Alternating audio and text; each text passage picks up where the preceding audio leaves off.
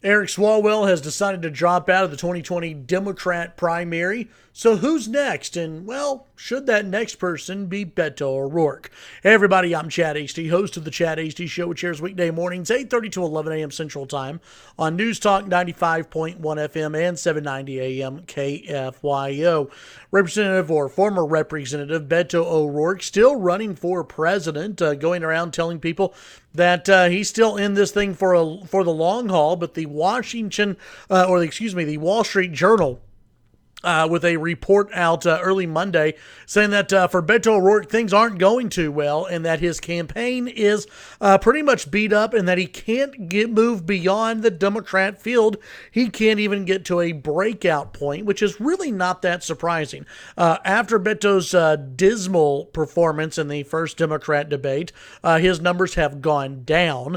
His fundraising numbers, I'm sure we may learn those in the next few days, but it's not smooth sailing for Beto O'Rourke. So a big question that has really been making its way around, and it's been making its way around since the very beginning, will Beto O'Rourke drop out of the presidential primary and instead run for U.S. Senate against John Cornyn? Now, I had Scott Braddock, editor of Quorum Report, on my radio show Monday. He and I discussed the possibility of O'Rourke dropping out of the race and running for Senate.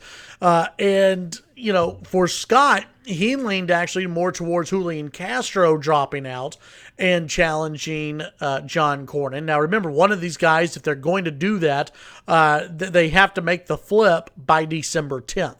I actually don't expect either Castro or Beto O'Rourke to drop out of the presidential race and run for Texas Senate for a couple of different reasons. One is for Julian Castro, he's really elevated himself for the VP nod.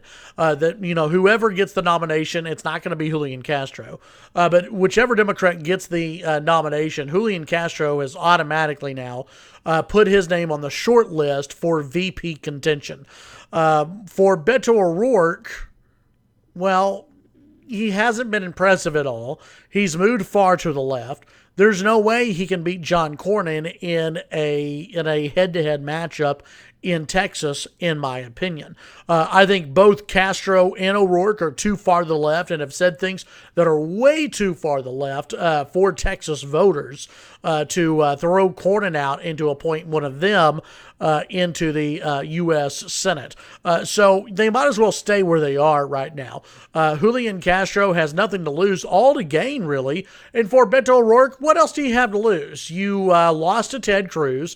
If you drop out of the presidential primary and admit that you weren't very good, then you're going to get your butt kicked in the Senate primary against John Cornyn. Your political career is all but dead. For Julian Castro actually has a future. Now, that future may only be in this go-around, but he does have a future. He's a talented debater. He is somebody who is able to stand out on stage. We've seen that in the first debate. Now, will he be able to keep that up in future debates? If so, he may actually register more than 2% in a poll, and that may put him into contention for a VP nod. At the end of the day, I don't see either guy dropping out of the presidential race to run for Senate. I do think eventually both will drop out of the presidential race because I don't believe Beto O'Rourke will get the nomination. I don't think Julian Castro will get the nomination either. Both of them are too far to the left for the U.S. Senate in Texas. So all rides on 2020 for the two Texans running in the Democrat field. Well, I guess Marianne Wilson is also a Texan as well, and I hope she stays in it for as long as possible because she's just fun. Tune in to the Chad Hasty Show weekday mornings, 8:30 to 11 a.m. Central Time. News Talk 95.1 FM and 790 a.m. KFYO.